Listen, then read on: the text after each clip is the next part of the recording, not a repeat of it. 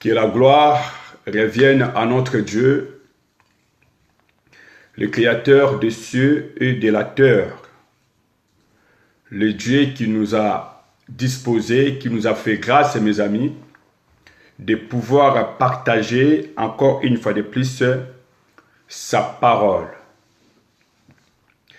Aujourd'hui, ce soir, mes amis, je reviens vers vous sur un sujet. Le sujet que Dieu m'a inspiré est de vous parler concernant qui est Jésus-Christ. Qui est Jésus-Christ? C'est vrai que ce sera un enseignement vraiment long ou vaste, mais par la grâce de Dieu, nous essayerons, je vais essayer de donner en côte-goutte, partie par partie. Aujourd'hui, nous allons aborder la première partie de qui est Jésus-Christ. Je pense et j'espère que ces sujets, ces thèmes ou cet enseignement va encore juste interpeller ou rappeler, aussi bien rafraîchir les esprits ou les mémoires de beaucoup ou de nombreux parmi nous. Vous savez, la parole de Dieu est vie. La parole de Dieu est la lumière. La parole de Dieu, mes amis, c'est l'éternité. La parole de Dieu, c'est la justice. La parole de Dieu, mes amis, c'est l'amour. La parole de Dieu, mes amis, dans le Seigneur, c'est vraiment une bénédiction. C'est la paix, c'est la joie. C'est notre salut. Vous voyez, et mes amis, comme je disais, sans plus tarder, nous allons entrer dans notre grand sujet. Mais avant tout, je vais rendre gloire à notre Dieu, à notre Seigneur, le Dieu de notre salut, Jésus-Christ. Je bénis la parole. Seigneur, je dis merci à toi. Merci pour le temps. Toi qui es le maître des temps et des circonstances. Parce que tu le veux, parce que tu l'as voulu. Quand tu veux, tu peux. Tu le veux, tu le fais. Pareil que tu viens de le faire en ce moment. Tu viens de le permettre, Seigneur Dieu de gloire, afin que moi et mes amis, nous puissions, Seigneur, encore une fois de plus, t'écouter. C'est toi la parole, c'est toi le Sauveur, c'est toi le Seigneur, c'est toi le tout. Alors je te prie et je t'en supplie, Seigneur, viens parler à l'homme que tu as créé. Viens t'adresser à cet homme que tu as toujours aimé. Viens, Seigneur, te révéler encore, Père.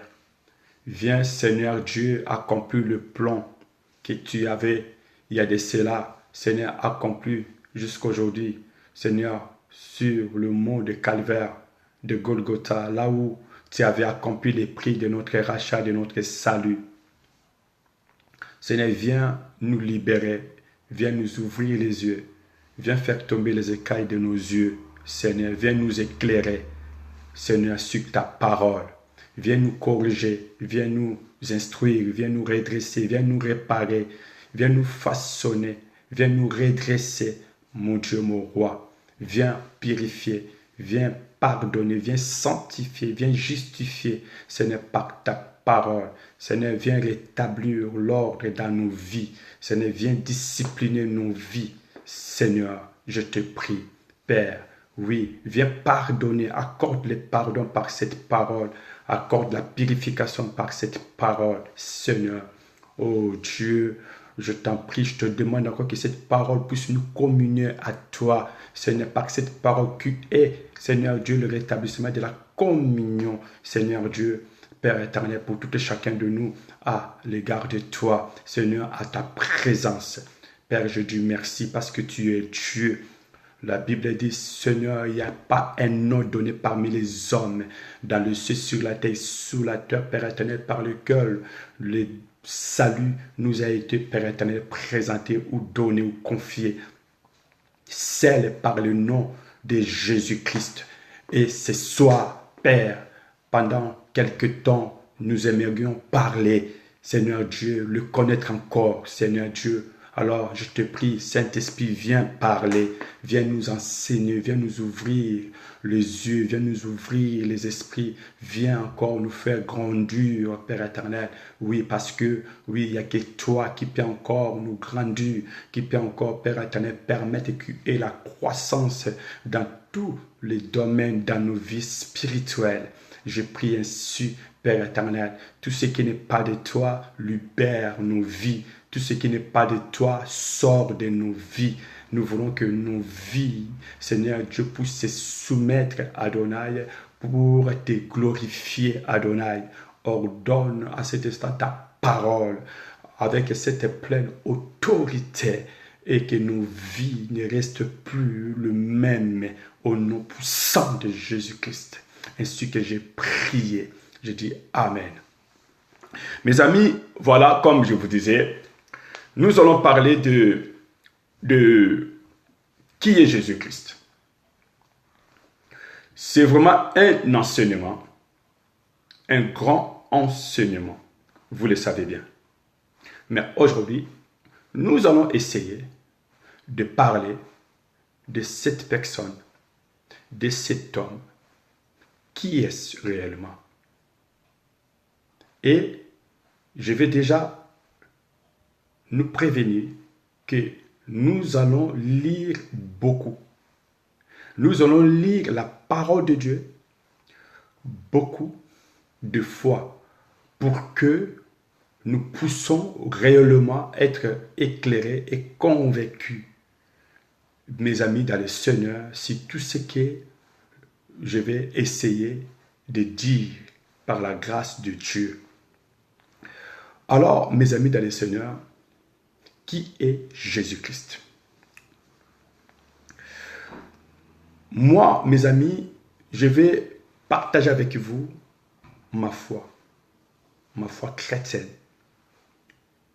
Je ne sais pas et je ne connais pas votre foi chrétienne. Mais je vais juste essayer de te flasher, de te révéler ma position de ma confession de foi chrétienne. Mes amis, le Christ, Jésus, est Dieu.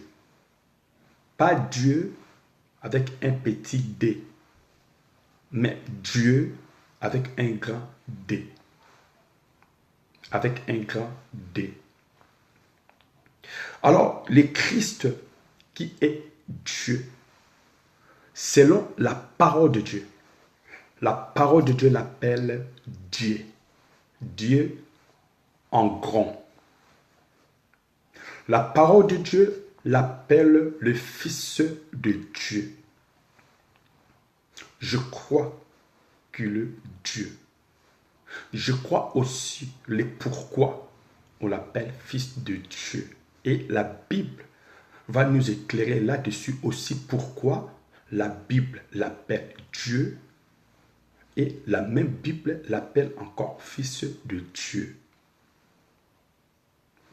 Mes amis, Dieu, en grand, en majuscule, les fils de Dieu qu'on appelle les fils éternels. Jésus-Christ, Dieu, Jésus-Christ, les fils éternels. Mais pourquoi nous l'appelons ainsi? Ce Dieu, ce Fils éternel qu'on appelle Dieu, mes amis, s'est incarné. Il s'est incarné, mes amis, en Jésus-Christ. C'est-à-dire Dieu s'est incarné, mes amis, en Jésus-Christ qu'on appelle le Fils éternel. Dieu, il n'y en a pas trois, il n'y en a qu'un. Il y a un seul Dieu. Et ce Dieu en grand s'est incarné, mes amis, en Jésus-Christ que nous appelons le Fils éternel de Dieu. Dieu le grand, le créateur de l'univers. Dieu en grand, ton créateur, mon créateur. Il s'est incarné, mes amis, en Jésus-Christ. En Jésus-Christ, que toi et moi, vous et moi, nous l'appelons le Fils éternel de Dieu vivant. Ce qui revient dire que par lui, selon la parole de Dieu, je vous parle de ma confession de foi chrétienne. Ce qui a été aussi, je crois, selon la parole de Dieu, la confession de foi, mes amis, de ce que les apôtres croyaient et de ce que les disciples croyaient. Et c'est ce que par l'aide du Saint-Esprit, qui est aussi la personne du Christ, Jésus-Christ, Dieu, mes amis, ils nous ont partagé les croyances. Cette croyance, cette foi chrétienne, apostolique et prophétique. Dieu en grand, il va s'incarner en Jésus-Christ. Jésus-Christ que nous appelons le Fils éternel de Dieu vivant, les sauveurs, etc., comme vous le savez. Alors, mes amis, nous croyons aussi, moi je crois aussi, les apôtres ont cru pareil, mes amis dans le Seigneur, que par lui, Jésus-Christ, tout a été créé. Tout a été créé par lui.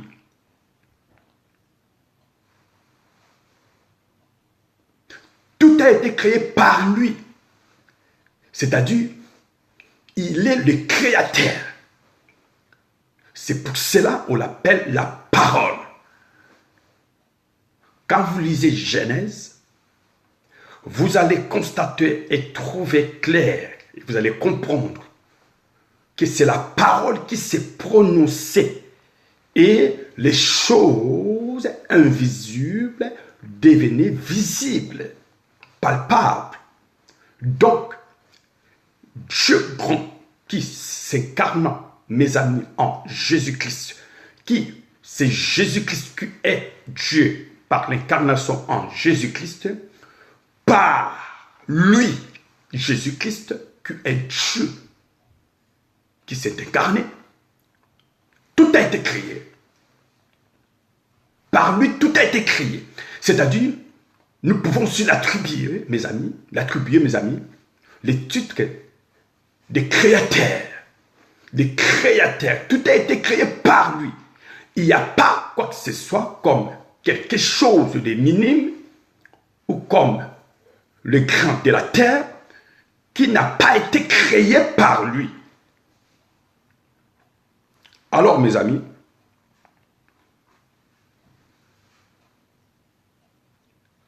par lui, non seulement que tout a été créé par lui, mais par lui, mes amis, les caractères de la personne, de la divinité qu'on appelle Dieu en grand, les caractères de la personne de toute divinité que nous appelons Dieu en grand, car il n'y a qu'un seul, comme je vous ai expliqué, nous est révélé. Au fait, la révélation de Dieu en grand, créateur,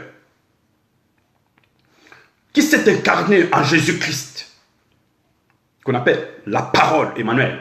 Je ne vais pas aller vite, mais je vous parle seulement de la confession chrétienne, apostolique et prophétique. Alors, mes amis, tout a été créé par lui. C'est-à-dire, il est le créateur. Elle est le créateur, ou elle est, bien aimé, la créatrice, c'est-à-dire la parole qui crée. D'ailleurs, quand nous allons progresser, vous allez voir que les Écritures nous éclairent là-dessus, comme quoi que toutes les choses visibles, aussi bien invisibles, ont été créées, faites par lui et pour lui. Et aussi, mes amis, par lui, il nous est donné, dispensé, mes amis, toute révélation de grand Dieu, de ce Dieu unique. C'est-à-dire les caractères de ce Dieu, la nature divine de ce Dieu, la personnalité de ce grand Dieu. La révélation de ces caractères nous est communiquée et partagée, révélée, mes amis, par Jésus-Christ, qui est le grand Dieu, mes amis, décidant de s'incarner en Jésus-Christ.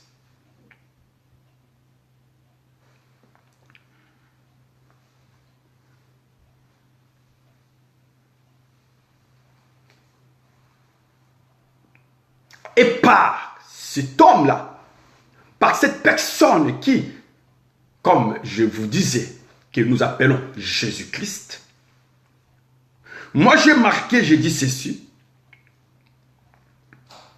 le salut même de l'humanité est accompli. Alléluia. Donc, par Jésus-Christ, moi je crois par ma confession de foi chrétienne des apôtres, par le Saint-Esprit, en Jésus-Christ, comme je vous dis, le salut, la délivrance, le rachat, mes amis, de l'humanité, eux accompli. C'est pour cela que nous disons, il y a du salut en aucun nom. Il n'y en aura pas à qui que ce soit. On la trouvera nulle part, ce salut-là. Il n'y a pas un nom donné qu'on peut citer parmi les hommes existant sous le soleil, dans l'univers tout entier, dans le monde-là, par lequel le salut a été promis et réalisé ou accompli, bien aimé, activement, avec puissance, pour le salut de l'humanité.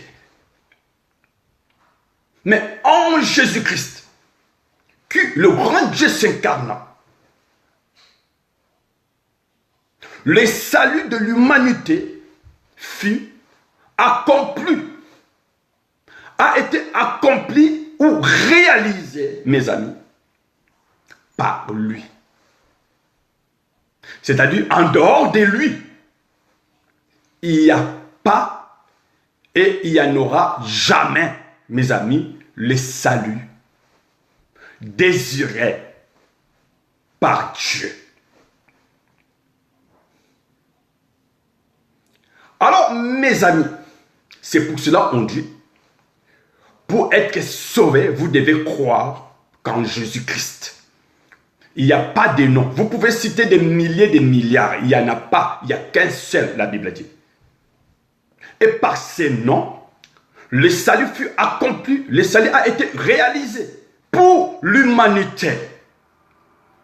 Donc celui qui va être sauvé, le salut nous est parvenu par le nom-là de Jésus-Christ.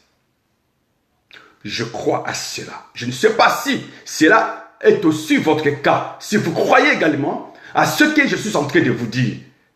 Parce que ce que je dis, ce qui est sûr, mes amis, je suis convaincu, c'est vraiment conforme à la parole de Dieu.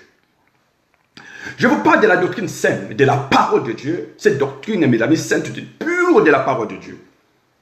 Apostolat et aussi prophétique.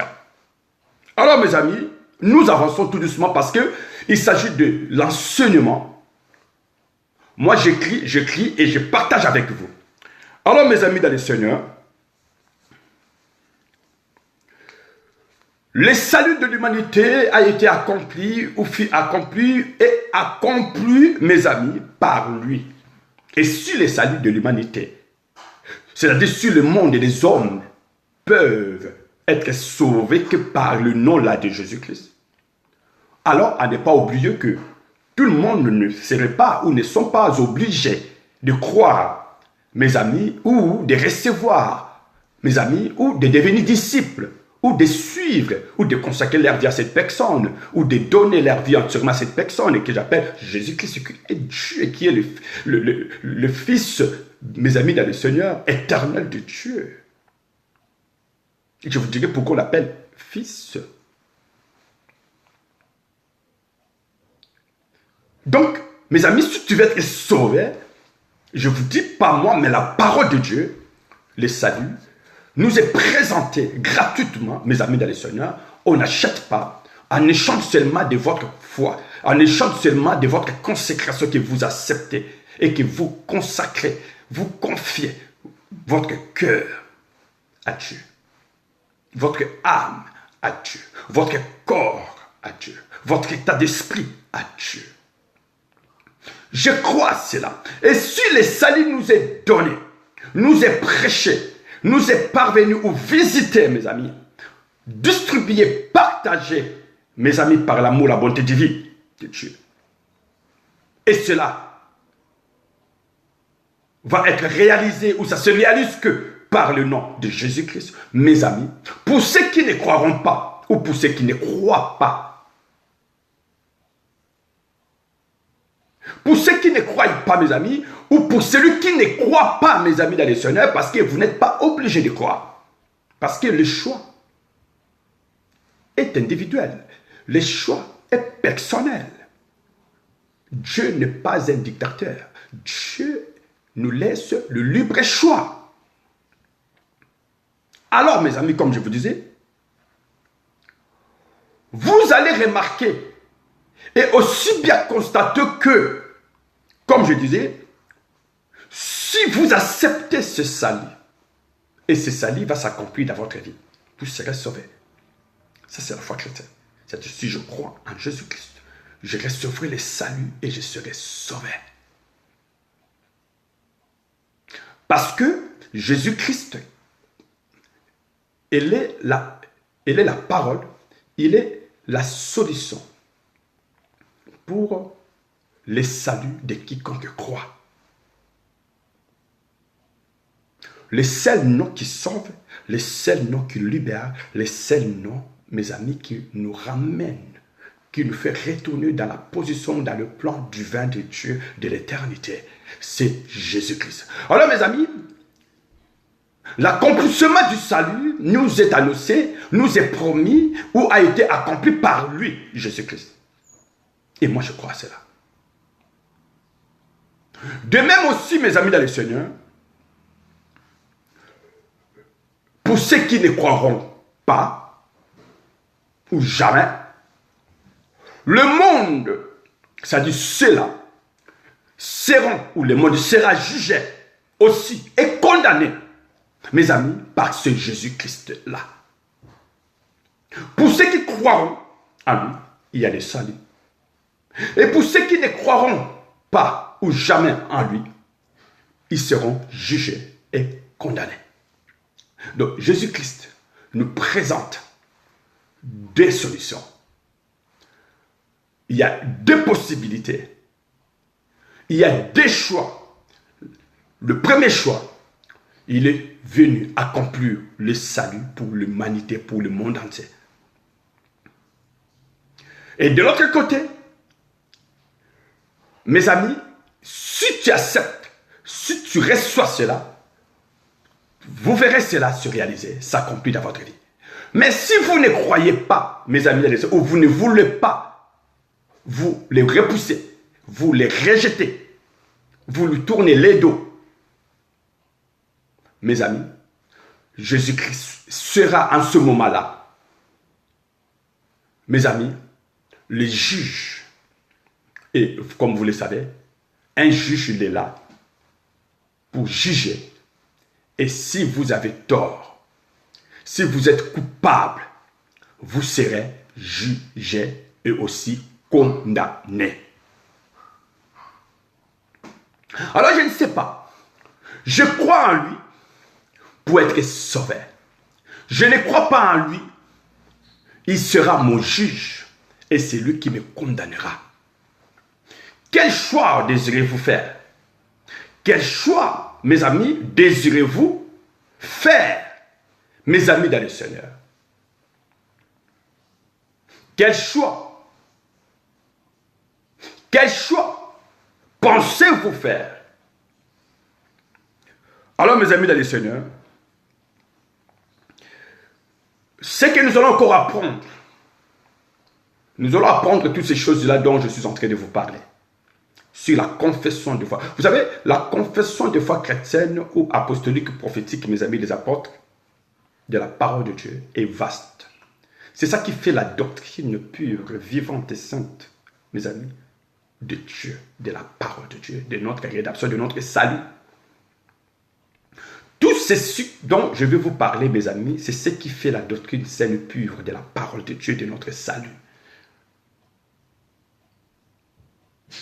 Alors, mes amis dans le Seigneur, on continue. On va progresser. Nous allons avancer parce que, comme je vous disais, il s'agit de l'enseignement. Un enseignement, on va doucement parce qu'il ne s'agit pas de la prédication. Un enseignement, c'est aussi une prédication, mais seulement, on essaie un peu de prendre des pauses, quelques secondes, d'avancer tout doucement, mais tout en explicitant bien les choses, à bien réunir les pièces de puzzle pour que l'image soit bonne et que la figure soit correcte. Les messages puissent se passer et que les résultats soient meilleurs, excellents. Mes amis, frères et sœurs dans le Seigneur, celui-là qu'on appelle Christ selon la parole de Dieu, la révélation de la parole de l'Écriture sainte de Dieu, la Bible, la parole de Dieu, nous révèle encore que c'est Jésus-Christ s'est fait homme. Nous allons l'apprendre de la parole de Dieu. Nous allons l'apprendre, nous allons, mes amis les Seigneurs, l'étudier. Nous allons, mes amis, les lire. Nous allons l'étudier, mes amis, ensemble. C'est pour ça que je vous disais, nous allons beaucoup lire. C'est Jésus-Christ qui, Dieu unique, grand Dieu, s'incarnant en lui, mes amis, qui le salut de l'humanité a été accompli et est accompli par lui, et qui le monde, pour ceux qui le rejetteront, la Bible dit, ils seront aussi jugés et condamnés par lui. Et lui là, Jésus-Christ, mes amis, la Bible nous dit et nous éclaire, nous révèle que il s'est fait, mes amis, homme. C'est-à-dire, il est, ou il a été, devenu véritablement homme. Jésus-Christ homme. Mais comment? Dieu unique peut-il devenir homme? Scandale, dégâts, confusion, refus, n'importe quoi. C'est des conneries. Ce que d'autres disent, c'est ce que je suis en train de vous dire. Comment cela peut-il se faire? Dieu ne peut pas et ne pourra pas devenir un homme. Alors qu'ici, la Bible nous montre et nous éclaire, nous révèle avec preuve, avec force, mes amis, que Jésus-Christ a été aussi véritablement devenu homme. Mais pourquoi? Pour quelle raison? Pourquoi es-tu devenu homme? Pour quelle raison et comment, mes amis dans le Seigneur? Et ça, moi je crois à cela, que réellement, mon Dieu a été devenu homme. Et la raison, mes amis, nous allons aussi la découvrir. Est-ce que vous croyez que Jésus-Christ qui est Dieu, qu'il était, mes amis, devenu véritablement homme? Alors, mes amis dans le Seigneur, il y a quelque chose qui, moi, je crois encore. Je ne sais pas si vous croyez aussi à cela. Je vous ai dit que je crois que la parole était devenue véritablement homme. Que Jésus-Christ, qui est Dieu grand, mes amis, le créateur de toutes choses, s'est incarné en lui, était devenu, mes amis dans le Seigneur, homme, véritablement homme. Et je crois aussi, non seulement il a été devenu homme véritablement, mais je crois la révélation sainte de la parole de Dieu. Le pourquoi je crois, le pourquoi je confesse cette foi en lui. Je crois aussi, mes amis, que il a été conçu. Il a été conçu, mes amis dans le Seigneur, du Saint-Esprit. Mes amis, il n'y a personne parmi tous les fils des prophètes, parmi tous les individus, tous les êtres humains de l'humanité, mes amis, du haut comme en bas, nord, sud, est, ouest, mes amis, occident comme orient, j'ai jamais vu quelqu'un, mes sœurs et frères ou mes chers amis, qui était né, je vais dire, ou conçu par le Saint-Esprit. Il n'y a personne. Voilà pourquoi moi je crois.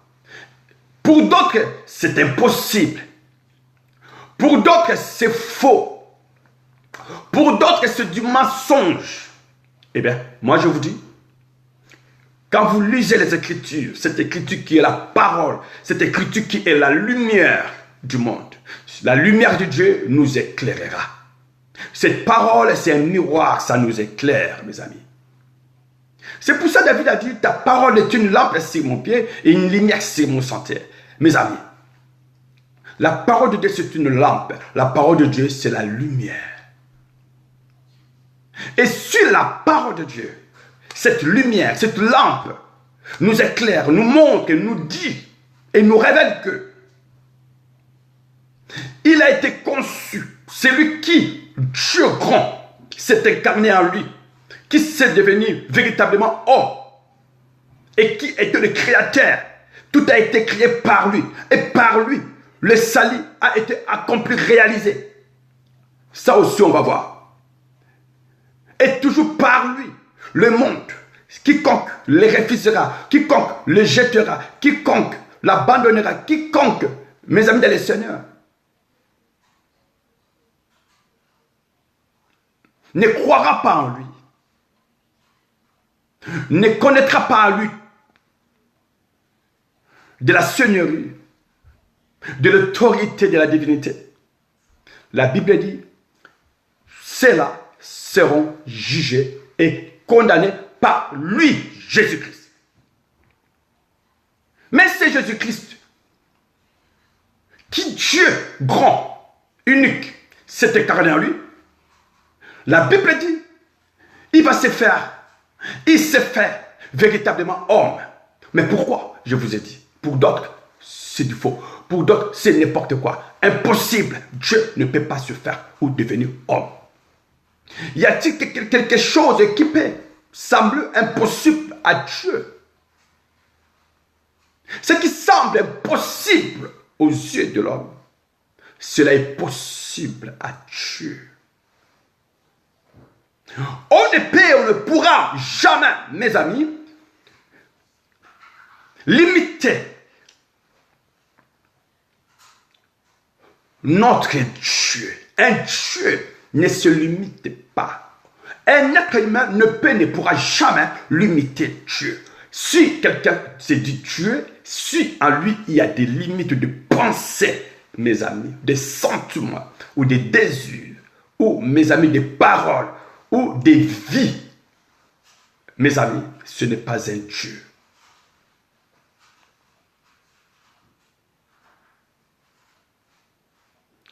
Alors mes amis, comme je vous disais, frères et sœurs dans le Seigneur, celui-là qui s'est fait véritablement devenir homme, chair, humain. Mais n'oubliez pas humain, mais il avait en lui, je crois, selon la révélation de cette parole qui est la lampe et la lumière, il avait les sangs d'un Dieu. N'oubliez pas, je vous avais dit, au début, au commencement, Dieu. Dieu là, c'est lui qui s'est incarné en Jésus-Christ. Vous avez dit, mais comment? On va tout doucement. Je parle de la confession, c'est que moi je crois, par la grâce du Saint-Esprit. Mes amis, il s'est fait véritablement homme. Celui qui s'est fait véritablement homme, qu'on appelle Jésus-Christ, mes amis, la Bible dit, il a été, c'est Jésus-là qui s'est fait véritablement homme, c'est-à-dire humain, chair. Cette chair-là, cet homme-là, a été aussi conçu par le Saint-Esprit. Qui de nous dans ce monde fut conçu par le Saint-Esprit? Il n'y en a pas. Si je posais la question, qui est le Saint-Esprit? Nous y reviendrons aussi. Et lui, il a été conçu, mes amis, par le Saint-Esprit. Vous comme moi, nous sommes conçus, mes amis, par nos parents. Chacun de nous par son père et sa mère. Mais lui, c'est par le Saint-Esprit. Vous allez me dire, mais comment? Et s'il a été conçu par le Saint-Esprit, la Bible nous le montre et nous éclaire là, sur ce point-là. Non seulement qu'il a été conçu par le Saint-Esprit, c'est-à-dire que ce n'était pas par un homme, ce n'était pas par un être humain, ce n'était pas par une relation d'un homme et d'une femme. Non, non, il n'y a pas eu tout ça. Mais c'est par l'Esprit Saint de Dieu divin. C'est pour cela que vous allez remarquer quelque chose. Dieu fait bien les choses. Il fait toujours des choses aussi bien, mes amis, et aussi parfaites et correctes.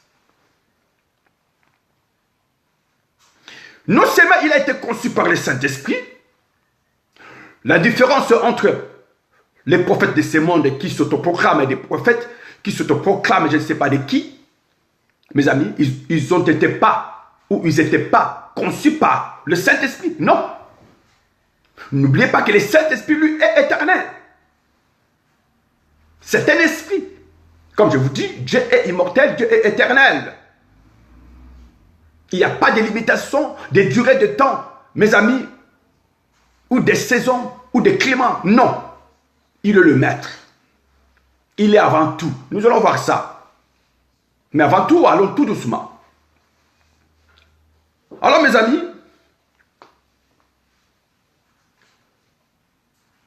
il y a encore quelque chose qui, jusqu'à aujourd'hui, je bénis l'Éternel. Jusqu'à aujourd'hui, je rends gloire à Dieu. J'ai dit, je crus et je reçus et je donné ma vie à un Dieu qui est véritable. Il est réellement, véritablement véritable, Dieu. Mes amis, non seulement il a été conçu par le Saint-Esprit, mais la Bible a dit, mes amis dans le Seigneur, il était né, mes amis, de la Vierge Marie. La mère qui l'a mis au monde, la mère, mes amis, dans le Seigneur, qui a porté cette grossesse de ce Jésus-Christ-là. La Bible nous révèle que elle était vierge, cette mère. Cette femme était vierge. Et cette femme avait son fiancé. Mais mes amis, cette femme-là, qui était vierge, qui avait son fiancé, voici la Vierge va, mes amis, dans le Seigneur, tomber ou recevoir du Saint-Esprit, mes amis, une semence de l'Esprit, de l'éternité, de l'immortalité. Nous allons lire ça. Là, j'explique seulement la confession de foi. Moi, je crois à cela. Que celle qu'il avait mis au monde était une vierge. Qu'elle soit bénie, la Sainte Vierge Marie. La mère de notre Sauveur. Une femme porteuse de la grossesse. Elle a tout simplement porté le bébé. Il a été un choix de Dieu. À l'époque, il y avait aussi des femmes vierges. Mais elle avait trouvé juste la grâce de Dieu. Et elle, dans les Écritures, l'Évangile nous montre, nous révèle qu'elle avait reconnu cette grâce parce qu'elle se disait, qui suis-je moi pour que Dieu attire sur moi son attention. La Vierge deviendra enceinte. Elle mettra au monde un fils qu'on appellera du nom de Jésus-Christ. Jésus qui signifie sauveur et le Christ qui signifie le oint. Oint. C'est-à-dire la royauté. Quand on dit être oint, c'est la gouvernance. Oint, c'est l'autorité. Oint, c'est le règne. Oint, c'est la domination. Oint, mes amis, c'est la royauté.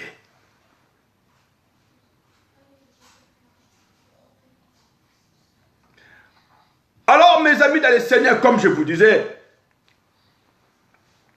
je veux que vous compreniez, mes amis, ce que je suis en train de vous dire.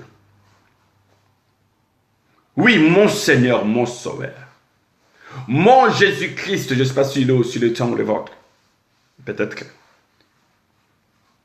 Amen. Mes amis, il est né d'une Vierge Marie.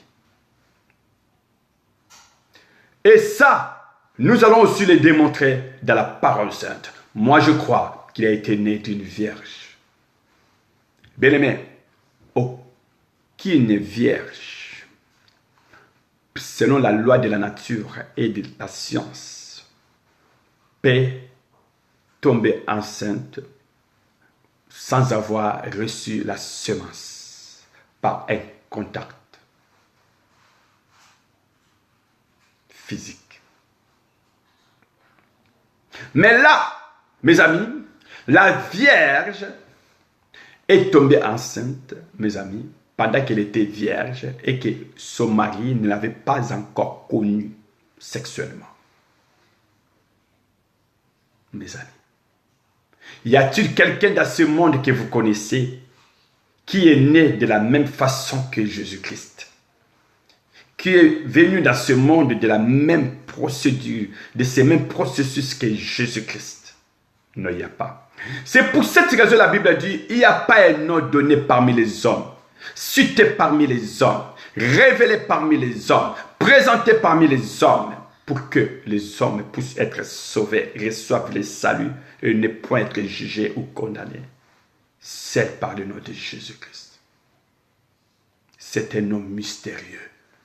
Le nom qui signifie sauveur et roi, dont la royauté était éternelle prophétiquement.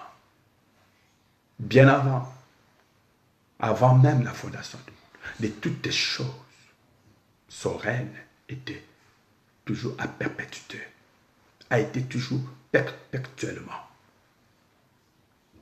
Alors mes amis, frères et sœurs dans le Seigneur,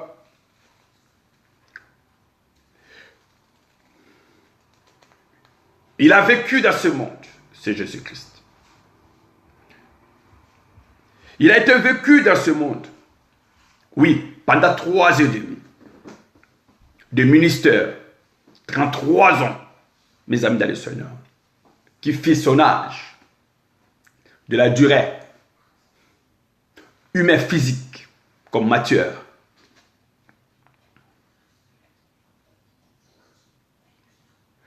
Bien-aimé, il a vécu parmi nous. Quelques-uns l'ont touché. Quelques-uns se sont échangés avec lui. Quelques-uns ont parlé avec lui. Quelques-uns l'ont vu pleurer. Quelques-uns l'ont vu crier. Quelques-uns l'ont vu s'attrister. Quelques-uns l'ont vu, mes amis dans le Seigneur, se mettre en colère. Quelques-uns l'ont vu faire des miracles, ressusciter des morts. Il a vécu. Il a vécu.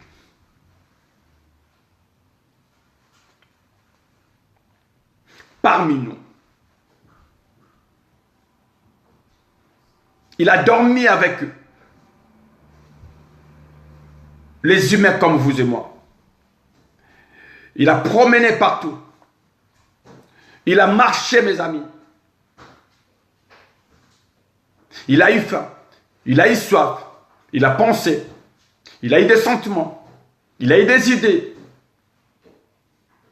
Mes amis, il a réellement, véritablement vécu, mes amis, parmi nous, au milieu de nous.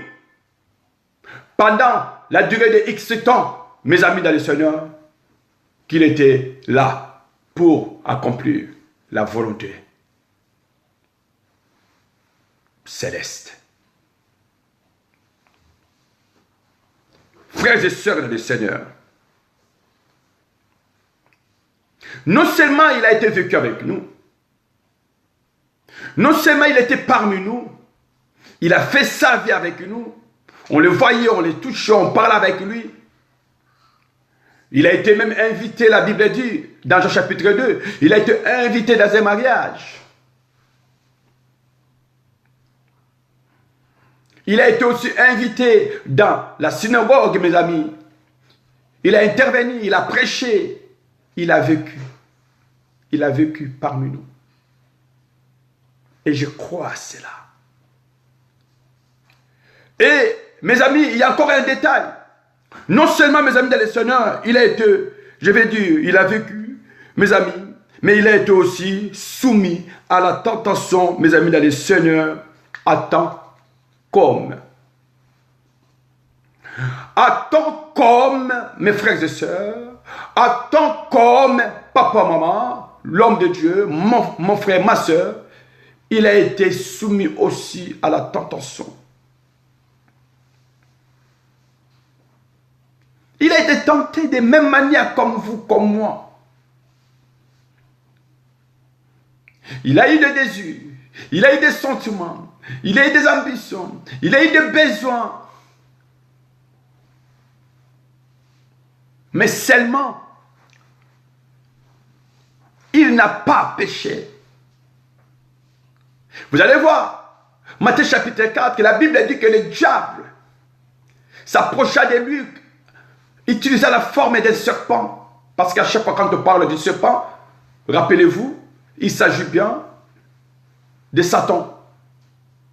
Il va s'approcher de lui par cette forme, par cette image du serpent, et il va lui tenter, lui proposer, mes amis, un marché en échange de lui promettre, de lui rendre riche, extrêmement riche, à une seule condition, que notre Seigneur et Sauveur, que je suis en train de vous parler, Jésus-Christ, lui adore, se prosterne devant lui. Ça, c'est ça la tentation. Il a été tenté, mes amis. Il a été encore tenté, mes amis, quand l'ennemi va lui faire savoir, lui montrer les douleurs, le peine, le remords, les souffrances de la croix, la honte, l'opprobre de la croix, l'humiliation de la croix. Et là, le diable va essayer encore de lui passer les messages pour que ton Jésus-Christ, mon Jésus-Christ, mes amis, se renoncent à cette mission, à cette œuvre de la rédemption. Et là, le Seigneur, il va adresser cette prière à son Père, en lui disant, oh Père, si seulement cela est possible, retire de moi cette coupe. Retire de moi cette coupe. Mais la Bible dit, il va se ressaisir, mes amis dans le Seigneur. Il ne va pas céder, mes frères et sœurs. Il va dire, non pas ma volonté, mais plutôt ta volonté soit faite. Ça, c'est des tentations. Il a été tenté, mes amis. Il a été tenté, mes frères et sœurs.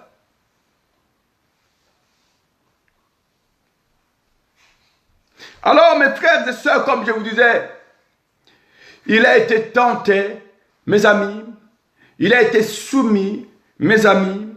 Aussi, vraiment, réellement soumis à la tentation, mes amis, en tant qu'homme. C'est pareil que vous, comme moi, étant, mes amis, en tant que des hommes, mes amis, en tant que des êtres humains, mes amis, nous aussi, d'un moment à l'autre, nous sommes, bien aimés, exposés, soumis aux diverses tentations. Vous le savez bien. Mais seulement, par toutes ces diverses tentations, mes amis, il n'avait pas cédé. Il n'était pas trébuché. Pas tombé, mes amis. Non, non, non, non, mes frères et sœurs, non.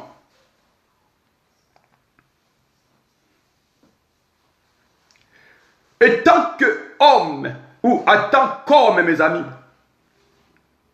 il a montré l'exemple. Il a montré l'exemple, il a donné l'exemple, il a donné l'image, mes amis, et il a montré l'exemple, mes amis, dans le Seigneur, de la justice.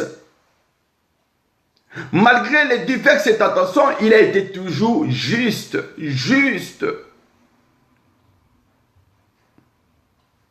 Il n'a pas failli, mes amis. Il n'y a pas eu de faille, mes amis. On ne peut les juger sur rien. Il n'a pas péché. Nous allons voir ça. Nous allons les lire. C'est pour ça que je vous disais au début, cet enseignement nécessite vraiment des lectures, des nombreux, bien-aimés du Seigneur, nombreuses lectures. Donc nous devons lire. À chaque fois que je revenais sur ce message, nous allons lire, mes amis, dans le Seigneur. Pour que la parole nous éclaire, bien-aimés, nous ouvre les yeux et que nous comprenons, nous voyons clair des choses et que nous les présentons aussi mieux. Mes amis, en tant qu'homme, il a été aussi soumis aux diverses tentations, mais malgré cela, il a donné à toi, il a donné à moi, il a donné à nous, mes amis, un exemple. L'image, mes amis dans le Seigneur, je dis, il a donné, mes amis, l'image, les caractères, la vie, la conduite, les comportements d'un homme parfait, de la justice. Il a été parfait, mes amis, de la justice. Il était juste en étant parfait.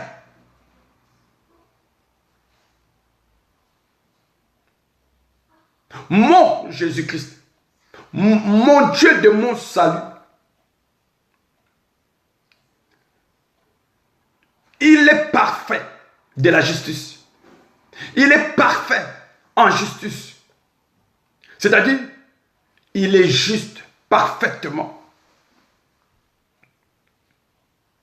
Autrement dit, il n'a jamais, et il lui est jamais, même quelques secondes ou une seconde seulement, de fois, mes amis, péché, trébuché, même pas. Mes amis dans le Seigneur, il a donné l'exemple, mes amis, parfait de la justice. L'exemple parfait de l'amour. L'exemple parfait de la justice. L'exemple parfait de l'amour. Mon frère, si tu crois en Jésus, tu dois devenir un exemple parfait de la justice. Un exemple parfait de l'amour de Dieu. De l'amour de la parole de Dieu. Parce que la Bible dit celui qui aime, il accomplit la loi. Il accomplit la loi. Et lui nous a donné l'exemple. Il nous a montré l'exemple. En tant qu'homme, mes amis. En tant qu'homme, mes amis dans le Seigneur. Soumis aux diverses, mes amis, tentations, mes amis dans le Seigneur, malgré il a été soumis aux diverses tentations, mes amis dans le Seigneur, mais il a donné l'exemple parfait de la justice. Il est notre modèle parfait de la justice, notre modèle parfait, mes amis, de la fidélité, notre modèle parfait, mes amis, de l'intégrité, notre modèle parfait, mes amis, de l'amour.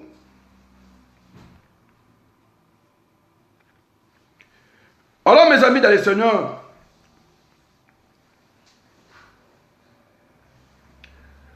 je crois à ce miracle. Je crois qu'il est le même hier, aujourd'hui et éternellement. Je crois, mes amis, à ces résurrections qu'il avait opérées. Il a ramené les enfants à la vie. Il a ramené des personnes avancées en âge à la vie. Il a ressuscité des morts. Il a guéri des malades. Il a fait marcher les paralytiques. Mes amis, les sourds, les muets, mes amis, les paralytiques, mes amis, les diverses malades, les démonisés, les possédés, les hommes, les femmes et les enfants qui les démons habitent en eux. Il les a délivrés, libérés des jours de la diversaire. C'est pour ça qu'il va dire, il n'y a maintenant donc aucune condamnation pour tous ceux qui sont en Christ. Nul ne peut le condamner et nul ne peut les accuser, car Christ, lui, il les a vaincus.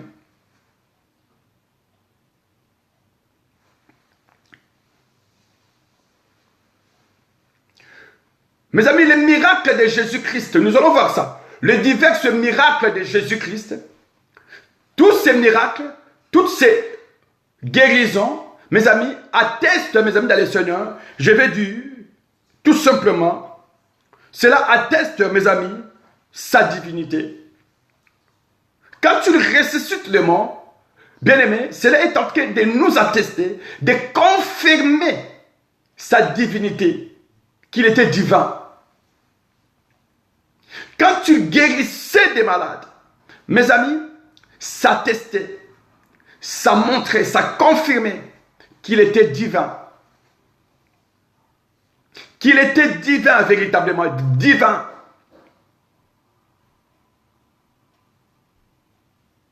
Alors, mes amis dans le Seigneur, par ces miracles, par ces diverses guérisons, par cette immense puissance qu'il dégageait, par tout ce qu'il opérait, mes amis, tout cela attestait sa divinité. Tout cela attestait, mes amis dans le Seigneur, ou confirmait tout simplement qu'il était le Messie promis par Dieu. Promis et qui, les prophètes divers de l'Ancien Testament, avaient annoncé, prédit des décennies.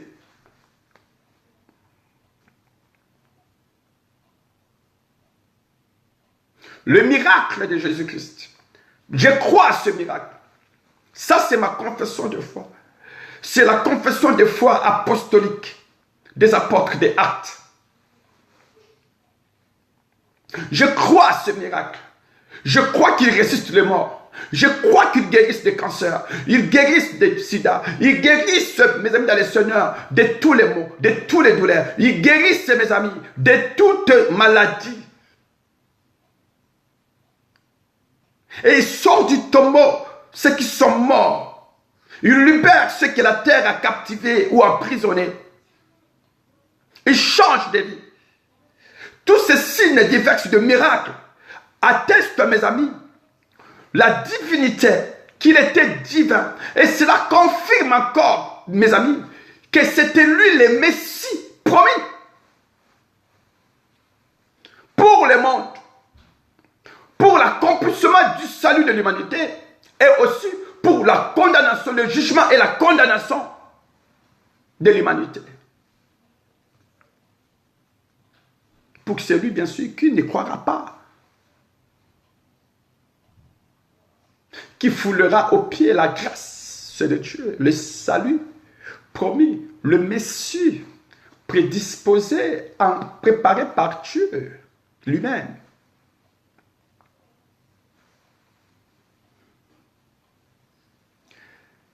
Et nous croyons, nous les chrétiens aussi, à sa souffrance. À ces diverses souffrances, il a souffert de la croix. Il a souffert de la mort.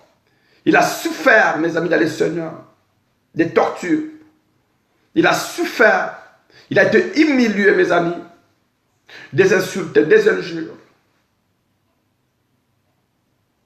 Jésus-Christ, c'est là dont je vous parle. Il a souffert, mes amis dans le Seigneur. Il a connu la souffrance. Il a connu les douleurs. La Bible l'appelle l'homme des douleurs en Ésaïe. Les chantements, les souffrances, les douleurs ont été tombés sur lui.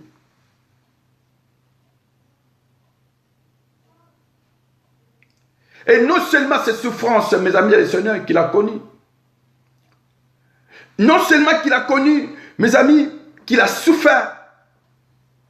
Mais, mes amis, il a été aussi, je vais dire, il était mort. Je crois qu'il avait souffert. Je crois qu'il est mort. Il était et il est. Il était, il est mort. Il est mort pour moi. Il était mort pour moi. Il est mort pour moi.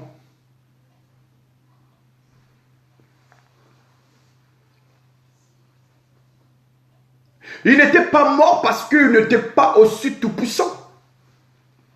Parce que vous allez me dire que mais si il était Dieu, un Dieu ne meurt pas.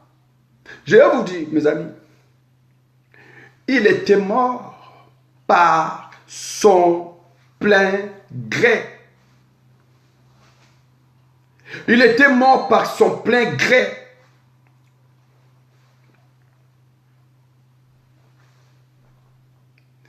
Il était mort par son plein gré, mes amis dans le Seigneur, sur la croix pour nos péchés. Bien-aimé, c'est de lui-même, c'était son choix.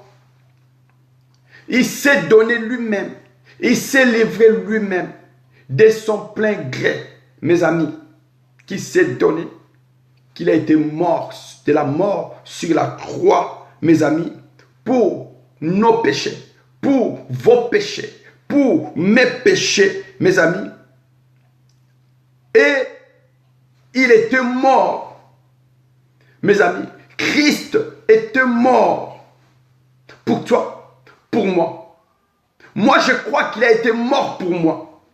Il a été mort pour ma femme. Il a été mort pour mes parents. Il a été mort pour mon foyer, ma famille. Il a été mort pour mes amis. Après, c'est le choix de chacun. Mais moi, je crois par la confession de ma foi qu'il a été mort pour moi, pour l'humanité, pour mon foyer, pour ma famille. Il a été mort pour nous tous.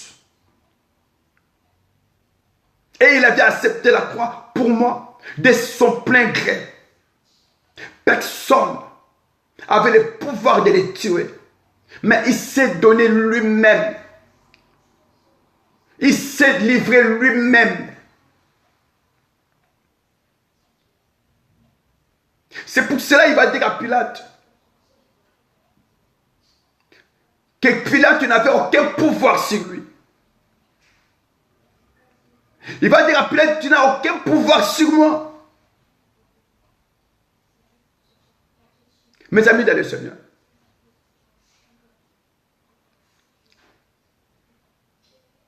par son plein gré, il a accepté de mourir.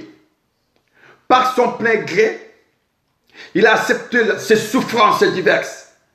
Par son plein gré, mes amis, il s'est livré, il s'est donné.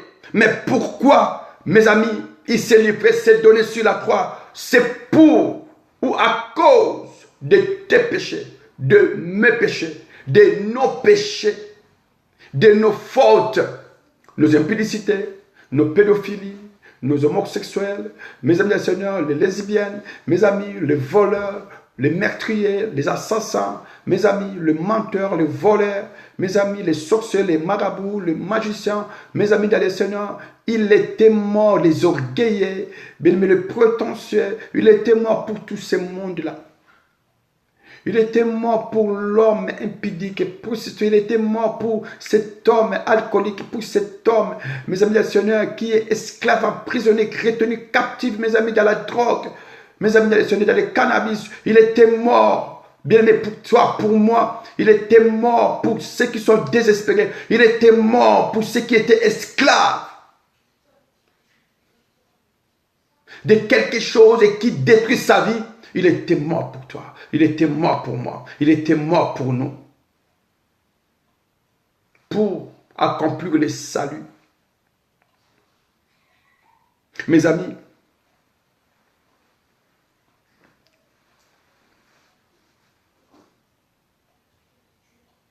il était mort de son plein gré.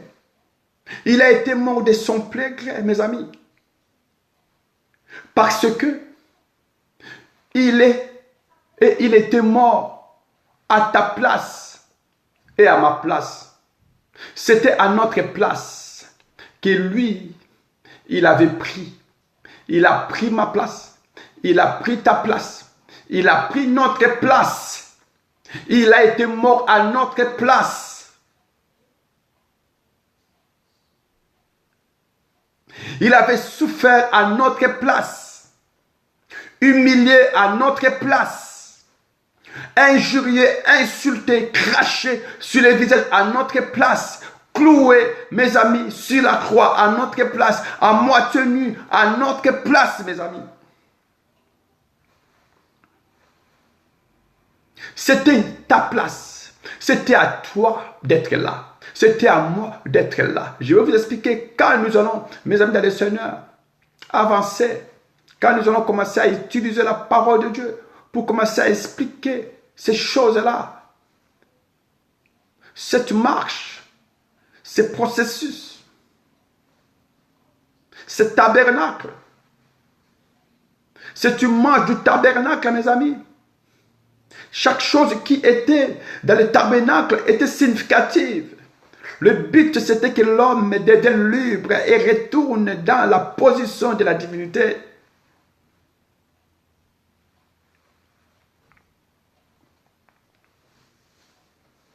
Mais la Bible dit, mes amis, il a pris ta place.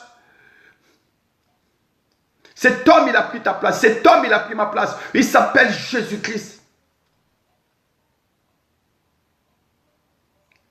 Alors, mes amis, quand tu l'as pris ta place, quand tu l'as pris ma place, moi, je pose la question, pourquoi tu es encore comme ça? Nous allons voir ça. Pourquoi tu es toujours dans ça, alors qu'il avait pris ta place? Il est mort à ta place. Il a souffert à ta place. Condamné à ta place. Il a payé ton prix. Il a payé mon prix. Il a accompli le prix de l'accomplissement du salut de l'humanité. Vous êtes libre, réellement libre. Je suis libre, réellement libre. Nous sommes libres, réellement libres, pas partiellement, totalement. Ma soeur, mon frère, dans le Seigneur.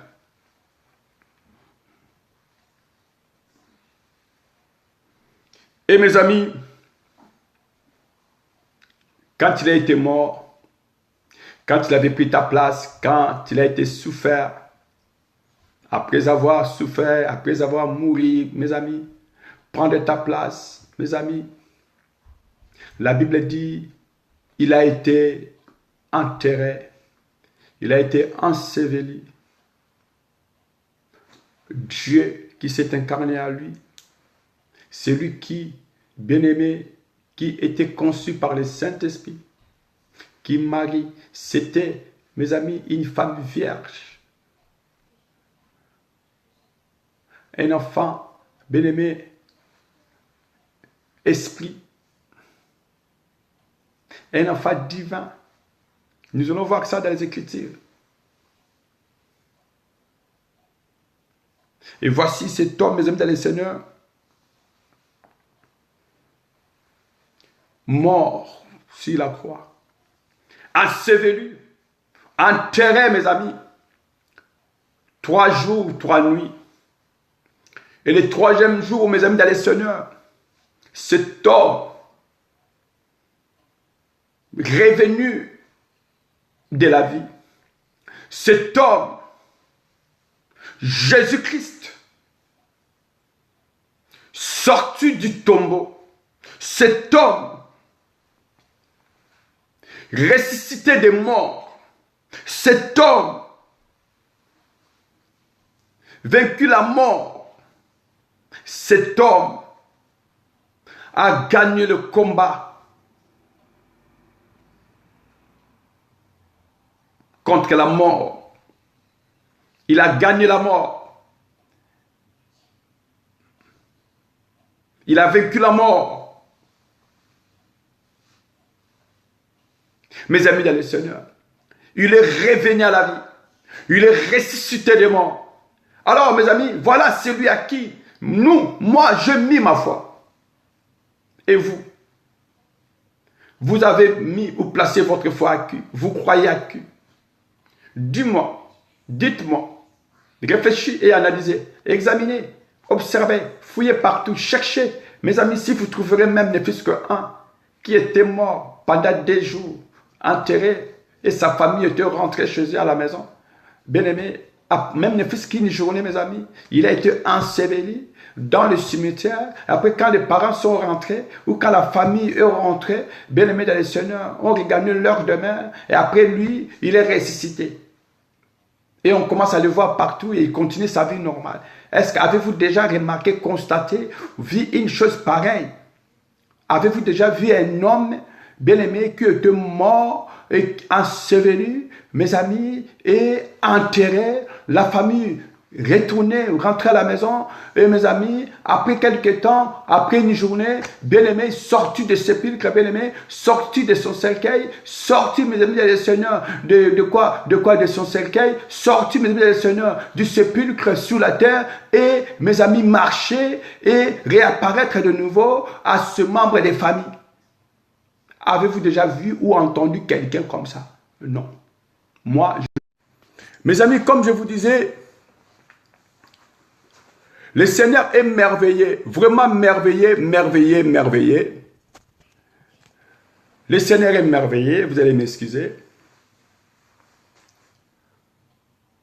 C'est merveilleux la parole de Dieu. Cet enseignement, Dieu va nous faire grâce et nous allons continuer ça parce que je vais m'arrêter à 19h30 là. Je vous ai dit, c'est Jésus-Christ là. Il a été ressuscité de mort. Il a été mort et ressuscité de mort. Troisième jour, bien-aimé, il était ressuscité de mort. Troisième jour, il a été ressuscité de mort. Je vous ai dit cela, mes amis dans le Seigneur.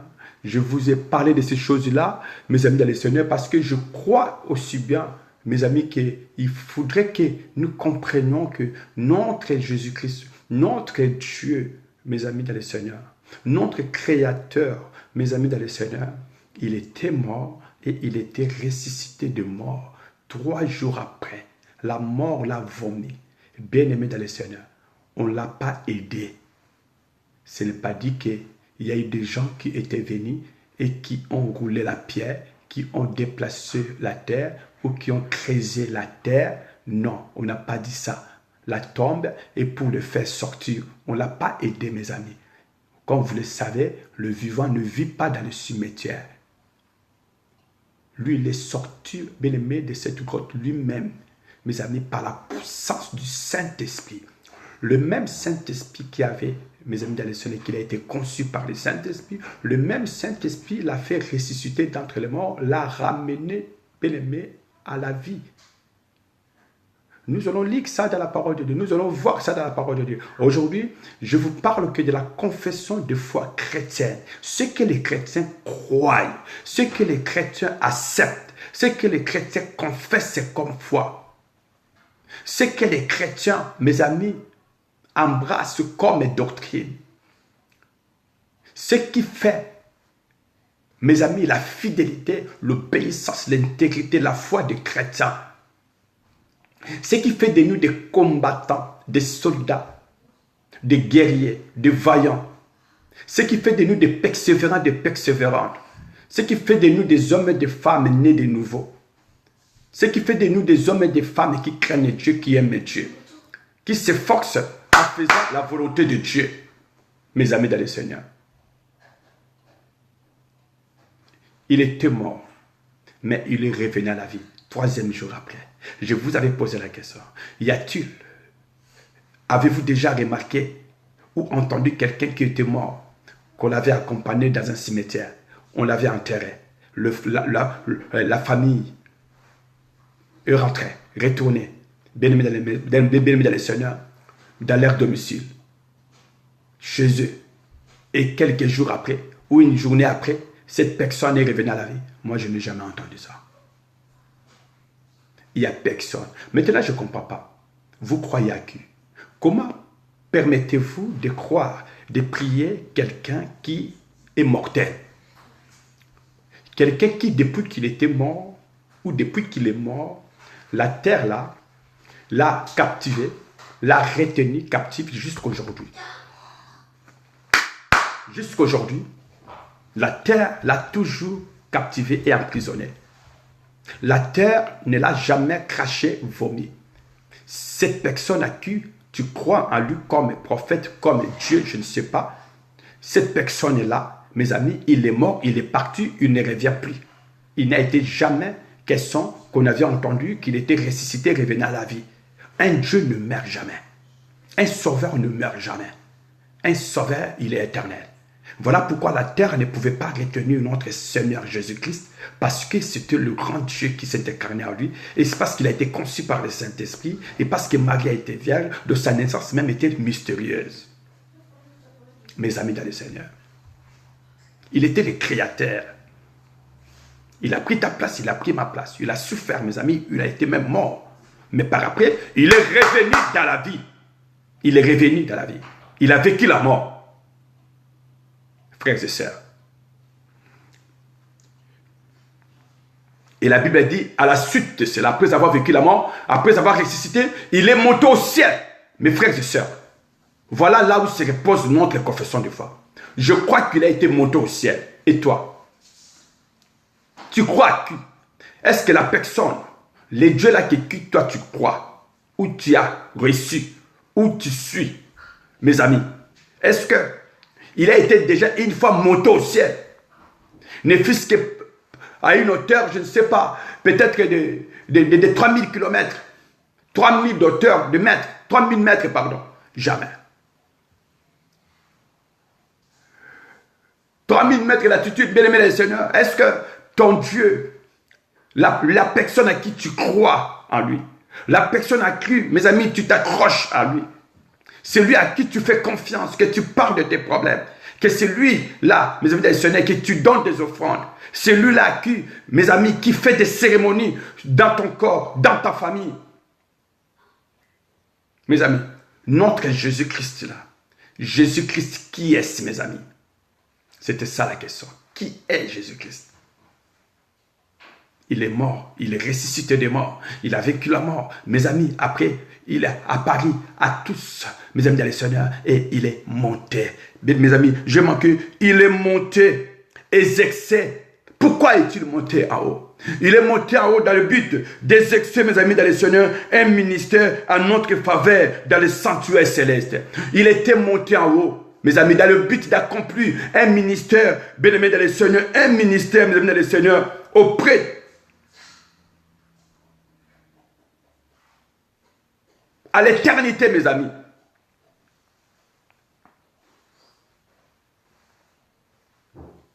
Il a été monté en haut pour accomplir, mes amis dans les seigneurs, pour exercer, mes frères et sœurs, un ministère, mes amis dans les seigneurs, en notre faveur, dans le sanctuaire céleste. Il a été retourné là où il venait, là où il était. Et là, mes amis dans les seigneurs, en train d'exercer un ministère. C'est quoi le ministère? Le ministère d'intercession. Le ministère d'un avocat auprès de son père.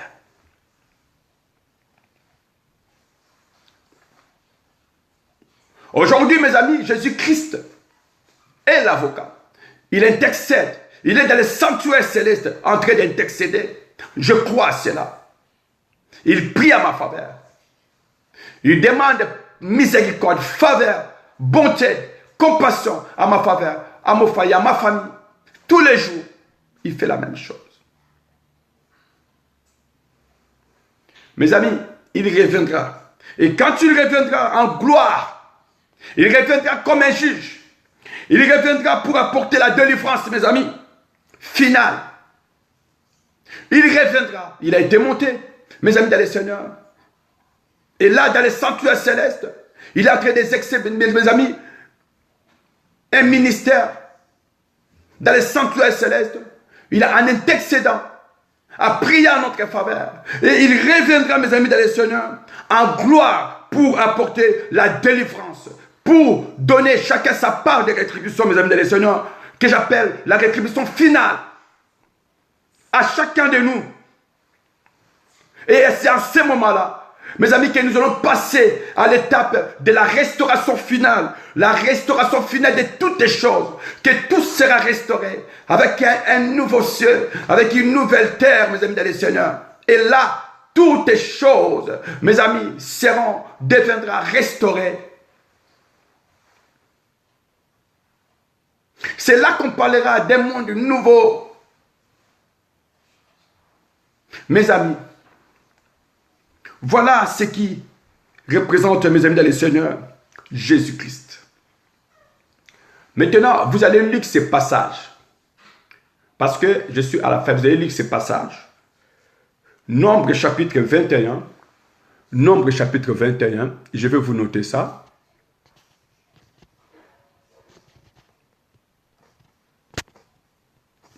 Nombre chapitre 21. Nombre chapitre 21, mes amis. Nombre chapitre 21, le verset 9. La Bible dit ceci. Dieu avait dit à Moïse de lever un serpent d'airain sur une perche.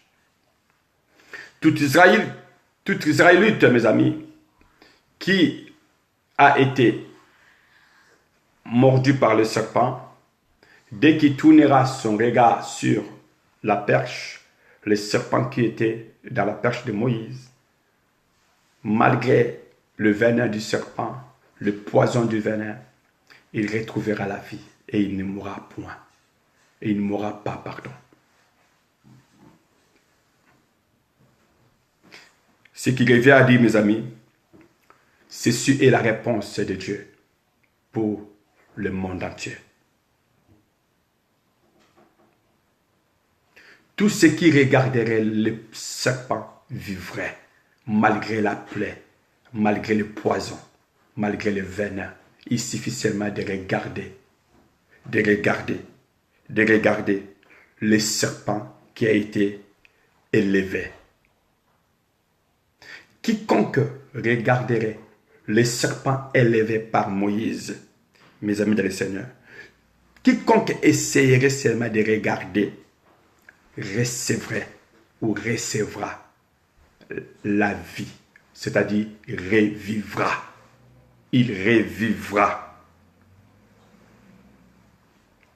Ma conclusion pour ce soir, le serpent représente Satan. Ça, c'est ma conclusion. Je suis à la fin, mes amis. Je vais vous laisser dans quelques minutes, 2 minutes, je vous laisse. Mais je vous donne cette conclusion. Suivez-moi très bien. Voilà, je ne veux vraiment pas de bruit. Suivez-moi très bien et vous allez bien retenir quelque chose. Je vous ai donné les passages de Nombre 21, le verset 9. Je vous ai dit, la réponse de Dieu pour la rédemption, pour le salut de l'humanité. Mes amis dans le Seigneur, il va dire à Moïse, fabrique un serpent et élevez ce serpent-là sur une perche. Et tous ceux qui le regardaient vivraient, malgré le poison, malgré le venin, malgré, mes amis dans le Seigneur, la dose de ce venin, malgré l'efficacité de ce poison. Mais il suffit de regarder seulement les serpents élevés par Moïse sur une perche. La Bible dit, tout cela recevrait la vie et revivrait.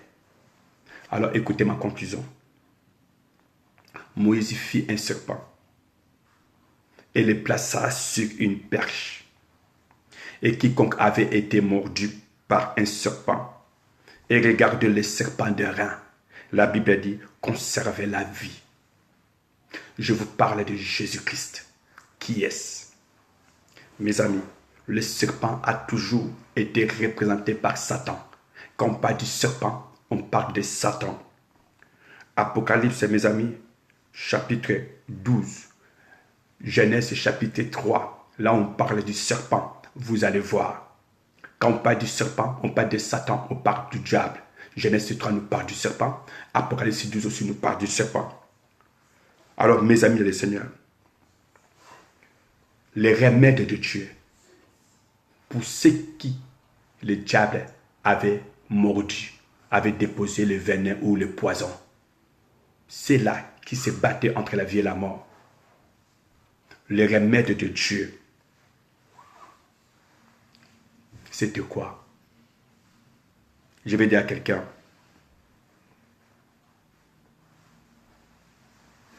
c'était de lever les yeux vers le serpent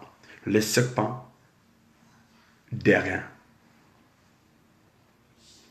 Cet étrange symbole, je dis bien, cet étrange symbole du Christ, l'histoire que je viens de vous donner, de Nombre chapitre 21, 9, bien, c'est le symbole, l'image du Christ. C'est un symbole qui nous donne l'image de Jésus-Christ. Et pour finir, vous allez lire Romains 8, verset 3. La Bible dit, et comme Moïse élevant le serpent, je vous lis ça, Romains 8, verset 3, parce qu'on va s'arrêter là aujourd'hui. Romains 8, verset 3. Romains 8. Romains 8. Voilà, verset 3, j'ai lu la parole du Seigneur. La Bible dit ceci, la Bible dit, car ce que ne pouvait la loi, parce qu'elle était impuissante à cause de la chair, Dieu l'a fait en envoyant son propre fils dans une chair semblable à celle du péché et pour les péchés. Il a condamné les péchés dans la chair pour que la justice soit prescrite par la loi. Maintenant, mes amis, vous avez vu, non? Maintenant, nous allons lire, mes amis de le Seigneur, Jean 3, 14 à 15. Jean 3, 14 à 15. Je suis à la fin. Jean 3, 14 à 15. Jean 3, 14 à 15. Je lis la parole du Seigneur. Et ce sera notre conclusion. La Bible dit ceci. À partir du verset 14. Jean 3, 14 à 15. Et de même que Moïse a élevé les serpents dans le désert, ainsi faut-il que le Fils de l'homme soit élevé, afin que tout homme qui croit ait en lui la vie éternelle. Mes amis dans le Seigneur.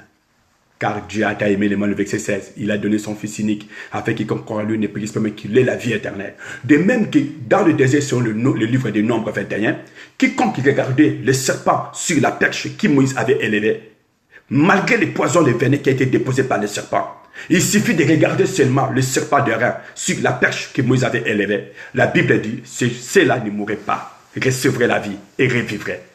De même aussi, bien, je vous ai dit, c'est le symbole, c'est l'image de rédempteur de Jésus-Christ. C'est pour ça Jean chapitre 3, les versets 14 à 15 et 16 nous révèlent ces choses-là. Mes amis, Jésus-Christ est l'image de ce que Moïse avait élevé. Les symboles-là, on nous parlait de Jésus-Christ, la préfiguration. Soyez bénis. Je vais prier. Seigneur, je dis merci pour ces messages. Merci pour le temps que je viens de passer avec mes amis. Merci, mon Dieu, mon roi, pour la parole, pour la révélation. Aujourd'hui, j'ai parlé sur la confession de foi de qui est Jésus-Christ. La confession de foi, Seigneur de gloire. J'ai parlé beaucoup, mais dans le bref durée. Mais je crois aussi que mes amis seront bénis. Mes frères et sœurs seront bénis. Et l'église corps de Christ sera bénie. Au nom de Jésus-Christ, ainsi que j'ai prié, je dis Amen. Merci, mes bien-aimés. Bonne soirée à tous et bonne nuit à vous.